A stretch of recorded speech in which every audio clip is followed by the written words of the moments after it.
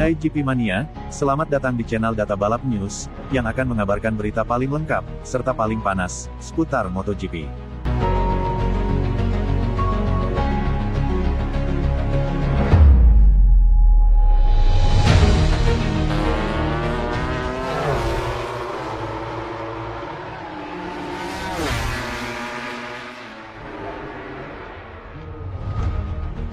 Pencapaian besar Yamaha yang bisa mengancam dominasi Ducati. Fabio Quartararo berjuang menahan tangis untuk menyampaikan pencapaian luar biasa Yamaha di Silverstone.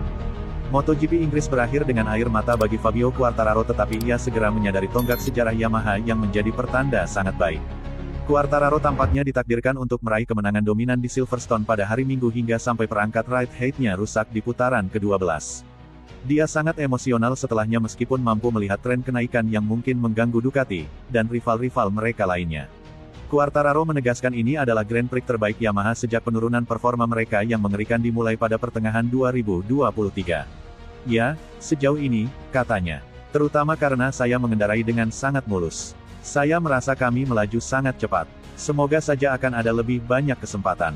Kami telah melangkah maju. Belum cukup, tetapi kami semakin kuat dan kuat. Saya tampil luar biasa. Yang terbaik, saya tidak akan menyebutnya dalam karir saya, tetapi dalam 3 tahun terakhir. Itu hebat. Tentu saja kami sangat kecewa, tetapi saya pikir kami harus tetap tegar. Ia menambahkan, itu adalah balapan kami. Semuanya berjalan baik. Saya tahu di mana harus memacu, dan di mana harus mengerem berlebihan karena angin. Semuanya terkendali sampai putaran itu. Saya pikir kita bisa bahagia dengan apa yang telah kita lakukan. Quartararo harus dihibur oleh sahabatnya yang mengucapkan kata-kata inspiratif di telinganya. MotoGP Inggris akhir pekan lalu adalah Grand Prix kedua berturut-turut yang dimenangkan oleh pembalap non-Ducati. Pembalap LCR Honda Johan Zarco menang di Le Mans, lalu finish kedua di Silverstone di belakang Quartararo.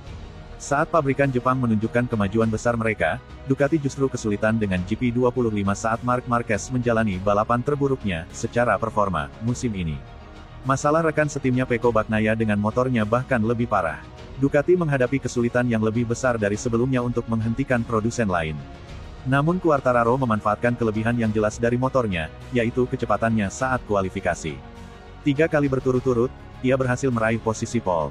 Kemajuan Yamaha tidak terbatas pada bintang mereka, Quartararo.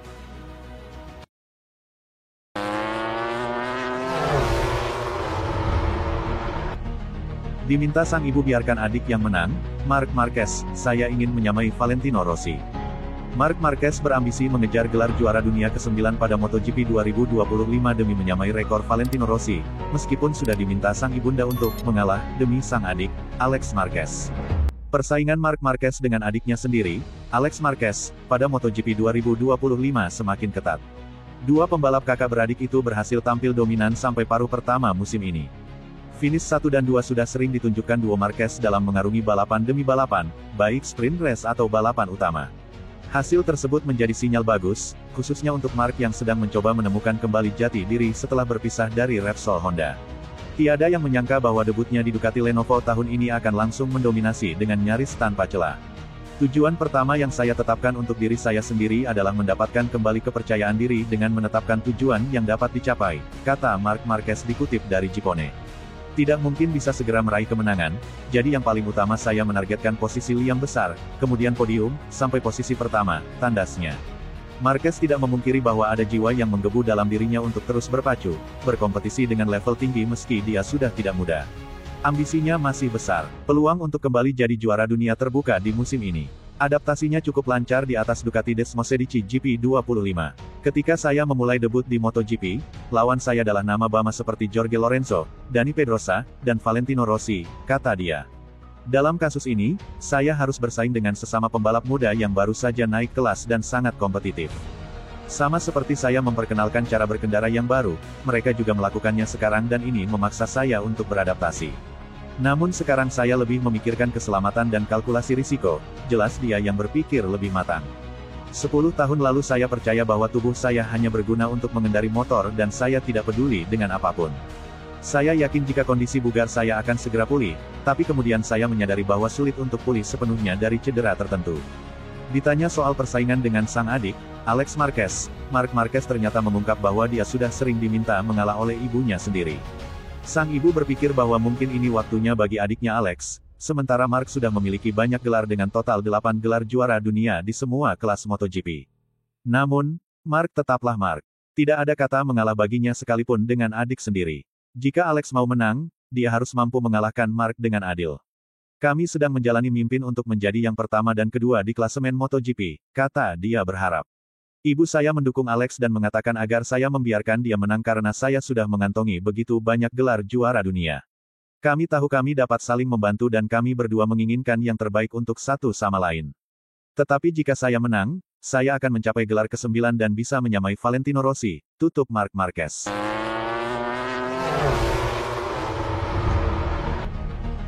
Apa layak mempertahankan pebalap yang kepalanya sudah di pabrikan lain? Sampai informasi ini dirilis hanya ada 2 fakta yang secara ofisial, resmi hadir mengenai masalah kontrak Jorge Martin dan Aprilia Racing. Fakta yang pertama adalah keinginan Martin untuk mengaktifkan klausul exit dari perjanjian kontrak dan kebersediaan Martin untuk memperpanjang batas waktu evaluasi agar klausul performa ini dipertimbangkan hingga Grand Prix San Marino pada bulan September. Fakta kedua adalah penyataan Aprilia Racing yang secara umum bahkan sudah terlebih dahulu rilis di mana salah satu isinya menolak negosiasi yang akan dilakukan Jorge Martin untuk memperpanjang batas waktu evaluasi tersebut. Aprilia hanya ingin Martin tetap memenuhi kontraknya yang berdurasi 2 tahun itu. Tapi apapun itu nasi sudah jadi bubur, tidak ada jalan kembali. Ini sudah kayak pembatas jalan di Pantura, putaran balik arahnya jauh. Dan, jelas, keputusan Jorge Martin sudah bulat. Jika seorang pembalap tidak ingin bersama tim, kita tidak dapat berbuat apa-apa soal itu. KTM pernah mengalami kasus ini dengan Johan Zarco, yang telah keluar dari kontrak 2 tahunnya 1 musim lebih awal dan disingkirkan setelah GP San Marino untuk menghindari makin terpuruknya moral tim. Ibaratnya, jika isi kepala Martin sudah di pabrikan lain, walaupun misalnya upaya legal hukum yang akan dilakukan Aprilia Racing untuk memblokir aktivasi klausul ini berhasil dimenangkan, maka tetap saja dalam kenyataan di padok mereka, kalah. Karena, balik lagi, bagaimana cara membayangkan ketika satu pabrikan menempatkan seorang pembalap dalam tim yang tidak ingin berada di sana? Bagaimana kita bisa meyakinkan semua kru teknis di bilik paddock box untuk menghabiskan 20-an pekan dalam semusim untuk bekerja keras mendukung seorang pembalap yang kepalanya sudah berada di pabrikan lain? Apakah Martin layak untuk dipertahankan oleh Aprilia? Apakah layak menghabiskan energi di bangku pengadilan untuk pembalap yang sudah tidak mau bersama lagi? Dan gak sedikit juga yang berpendapat mengenai akan bagaimana produsen lain mendekatinya setelah kasus ini. Dapatkah kita benar-benar mempercayai seorang pembalap setelah 2 kali ia melakukan hal serupa, bahkan jikapun ia seorang juara dunia? Jika ada satu pabrikan yang akan menyaksikan dengan sedikit rasa puas diri dari kasus yang sedang berjalan ini mungkin manajemen Ducati. Selain ini jelas melemahkan lawan Ducati seperti Aprilia, tesis Martin yang awalnya merasa dengan segala talentanya ia merasa seperti superbody yang bisa berdiri sendiri tanpa Ducati, menukar motor terbaik di grid bahkan di Pramac Racing untuk tahun 2025 dengan kesepakatan pabrikan besar di Aprilia akhirnya dijawab sendiri oleh alam.